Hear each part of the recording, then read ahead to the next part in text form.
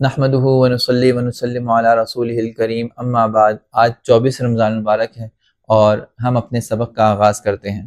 حدثنا موسیٰ بن عبد الرحمن الکندی قال حدثنا زید بن خباب قال حدثنا المسعودی قال حدثنا عمرو بن مرة عن ابراہیم بن القمة عن عبد اللہ رضی اللہ تعالی عنہ قال نام رسول اللہ صلی اللہ علیہ وسلم على حصیر فقام وقد اسر فی جنبه فقلنا یا رسول اللہ اتخذنا لك فقال ما لي وللدنيا ما انا في الدنيا الا كراكب استظل تحت شجرة ثم راح وتركها۔ حضرت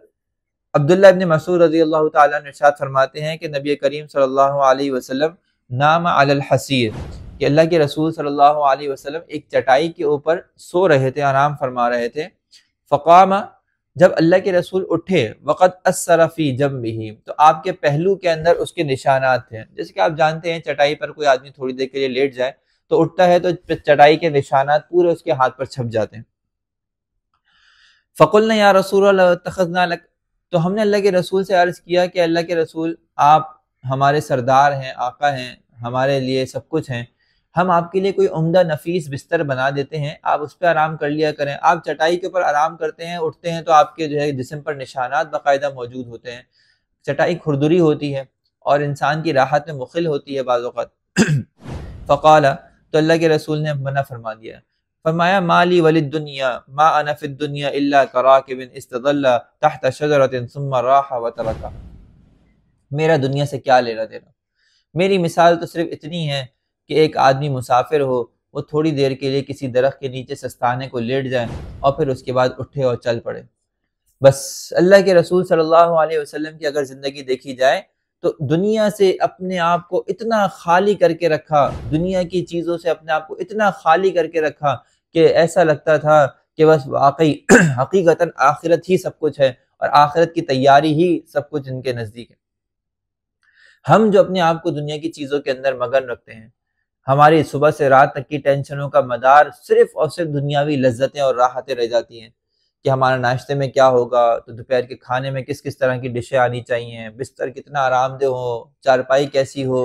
بیٹھنے کی جگہ کتنی مزین ہو، اور کتنی کتنی چیزیں ہم سہولت کے اپنے لیے تیار کرتے ہیں۔ نبی کریم صلی اللہ علیہ وسلم کی زندگی کو اٹھائیں تو پتہ چلتا ہے کہ اللہ کے رسول کی ان چیزوں کی طرف توجہ نہ ہونے کے برابر تھی۔ فرمایا ایک مسافر کو کیا لینا دینا ساز و سامان سے، مسافر آدمی تو وقتی طور پہ کہتا ہے آرام کرو، وقتی ضرورت پوری ہوئی اور چلو آگے، وہ اس بات کی فکر میں نہیں پڑتا کہ میں یہاں پہ بڑے راحت کے اسباب جمع کروں۔ حدثنا محمد بن بشار قال حدثنا ابو عامر وابو داود قال حدثنا زهير بن محمد قال حدثني موسى بن وردان عن ابي هريره رضي الله تعالى عنه قال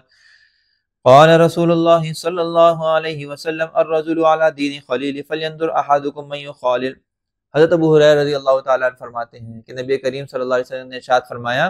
الرجل علی دین خلیل،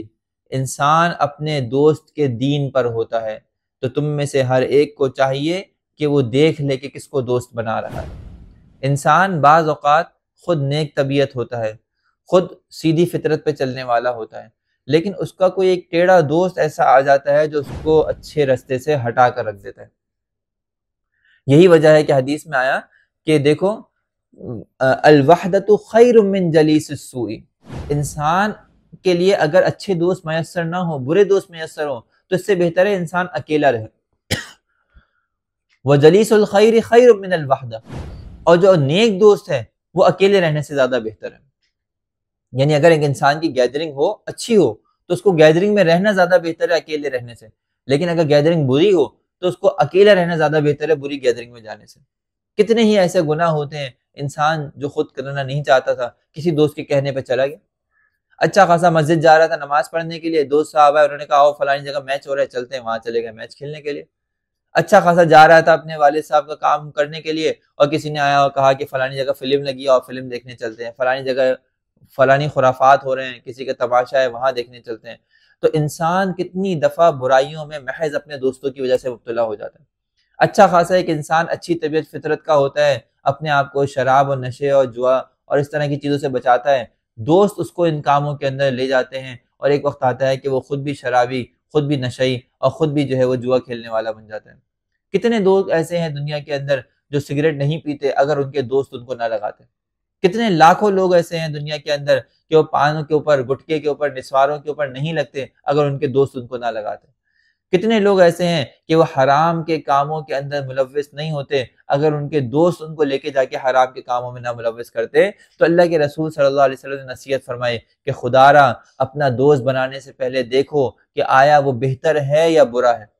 اگر وہ بہتر ہے تو اس کی دوستی اچھی ہے، لیکن اگر وہ برا ہے تو اس سے اپنے آپ کو بچاؤ، اس کی صحبت سے اپنے آپ کو بچاؤ، کیونکہ اس کی صحبت تمہیں ہلاکت اور تباہی کی طرف لے جانے والی ہے۔ حدثنا سوید قال حدثنا عبد الله قال حدثنا سفيان بن عيينة عن عبد الله بن ابي بكر رضي الله تعالى عنه قال سمعت انس بن مالك رضي الله تعالى عنه يقول قال رسول الله صلى الله عليه وسلم يتبع الميت ثلاث فيرجع اثنان ويبقى واحد يتبعه اهله وماله وعمله فيرجع اهله وماله ويبقى عمله۔ حضرت انس بن مالک رضی اللہ تعالیٰ عنہ ارشاد فرماتے ہیں کہ نبی کریم صلی اللہ علیہ وسلم نے ارشاد فرمایا کہ انسان کی میت کے ساتھ 3 چیزیں جاتی ہیں، 2 واپس آ جاتی ہیں، 1 وہیں رہ جاتی ہے۔ یعنی جب ایک انسان اپنے گھر سے اس کا جنازہ اٹھتا ہے تو اس کے ساتھ 3 چیزیں قبرستان تک جاتی ہیں، 2 چیزیں واپس گھر لوٹ آتی ہیں اور 1 چیز اس کی قبرستان میں اس کے ساتھ رہ جاتی ہے۔ جو 2 چیزیں واپس گھر لوٹ آتی ہیں وہ اس کے مال اور اس کے اہل و عیال ہوتے ہیں، یعنی اہل و عیال والے بھی اس کے قبرستان تک جاتے ہیں، واپس آ جاتے ہیں، ساز و سامان بھی قبرستان تک جاتا ہے پھر واپس آ جاتا ہے، اس کا گھر ور، اس کا گھر بار، جائیداد، سب چیزیں اس کی واپس آ جاتی ہیں، اس کے بعد ورثاء کے اندر اور دوسرے لوگوں میں تقسیم ہو جاتے ہیں۔ لیکن جو چیز اس کے ساتھ اس کی قبر کے اندر جاتی ہے وہ اس کا عمل ہوتا ہے۔ کہنے کا مقصد یہ ہے کہ انسان اپنے ساز و سامان سے زیادہ اپنے عمل کے اوپر توجہ دے جو اس کے لیے ہمیشہ کام آنے والا ہے، جو اس کا ہمیشہ ساتھ رہنے والا ہے۔ حدیث میں آتا ہے نبی کریم صلی اللہ علیہ وسلم نے ارشاد فرمایا کہ قبر کا جب عذاب انسان کو ہونا شروع ہوتا ہے تو روزہ اس کے بائیں طرف، نماز اس کے دائیں طرف اور کوئی عمل اس کے سر کی طرف اور صدقہ و خیرات اس کے پیرے کی جانب کھڑی ہو جاتی ہے، اور یہ اس کی آگ سے اور جہنم سے حفاظت فرماتی ہے۔ تو گویا کہ انسان کے اعمال ایسی چیز ہیں جو قبر کے عذاب سے اور آخرت میں اس کو بچانے والے ہیں۔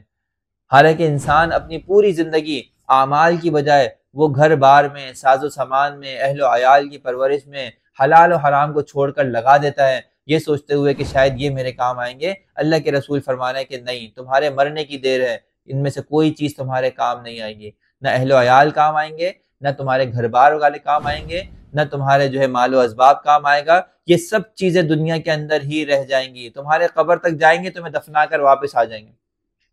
کتنے ہی تم عزیز ہو، اپنی بیوی کے کتنے ہی اچھے شوہر ہو، اپنے بچوں کے کتنے ہی اچھے باپ ہو، اپنے والدین کے کتنے ہی اچھی اولاد ہو، کتنے ہی فرما بردار اولاد ہو، کتنے ہی نیک ہو، کتنے ہی محبوب ہو، کوئی آدمی بھی قبر والے کے ساتھ جا کے لیٹ کے قبر کے اندر نہیں سوتا۔ آدھے گھنٹے کے بعد، دفنانے کے آدھے گھنٹے کے بعد ایسی وحشت ہوتی ہے کہ قبرستان سے بھاگ جاتے ہیں سارے، یہ بھی نہیں سوچتے کہ یہ اس آدمی کو، اس شخصیت کو دفنا رہے ہیں کہ جس کے بغیر رہنے کا کبھی سوچا بھی نہیں تھا، جس سے جینے مرنے کے وعدے کیا کرتے تھے، جس سے ہمیشہ یہ کہا کرتے تھے تمہارے بغیر تو میں ایک سانس بھی نہیں لے سکتا، تمہارے بغیر تو میں زندہ بھی نہیں رہ سکتا، تم میری جان ہو، تمہارے بغیر تو میں شاید اس دنیا کے اندر ایک لمحے بھی سکون سے نہیں رہ پاؤں۔ ہوتا کیا ہے، چند دن اس کا سوگ منایا جاتا ہے، 3 دن، 5 دن، 7 دن، کوئی بہت زیادہ بھی عزیز ہو، مہینہ، 2 مہینے، سال بھر تک غم رہتا ہے، اس کے بعد پھر بھول بھال جاتا ہے انسان۔ پھر ایک وقت آتا ہے کہ ہاں بھائی کتنا عرصہ ہو گیا والد صاحب کی قبر پہ گئے ہوئے، پتہ چلتا ہے ہاں بھائی 6 سال ہو گئے، 6 سال سے قبر پہ نہیں گئے۔ ایک وقت تھا دفن کر رہے تھے تو یہ سوچ رہے تھے کہ شاید میں تو روزانہ یہیں آ کے بیٹھ جاؤں گا، اس وقت جذبات وہ تھے، لیکن آہستہ آہستہ جذبات انسان کے ختم ہوتے جاتے ہیں، آہستہ آہستہ احساسات و کیفیات بدلتی جاتی ہیں، دنیا اپنے اندر مشغول کر لیتی ہے۔ پھر ایک وقت وہ آتا ہے کہ انسان مہینوں اور سالوں بھی اپنے اس محبوب کی طرف نہیں جاتا جس سے جدا ہونے کو وہ ناممکن لا محال سمجھتا تھا اپنے لیے۔ تو انسان کو چاہیے کہ اپنے عمل کے اوپر فوکس کرے، اپنے عمل کو بہتر کرنے کی کوشش کرے، اپنے عمل کو اپنے ساتھ رکھے، ان کو سب سے بہترین بنائے، کیونکہ یہ اس کے لیے قیامت تک اس کے کام آنے والے ہیں، قبر میں بھی کام آنے والے ہیں، قیامت میں بھی کام آنے والے ہیں، جنت تک لے جانے والے ہیں اس کو۔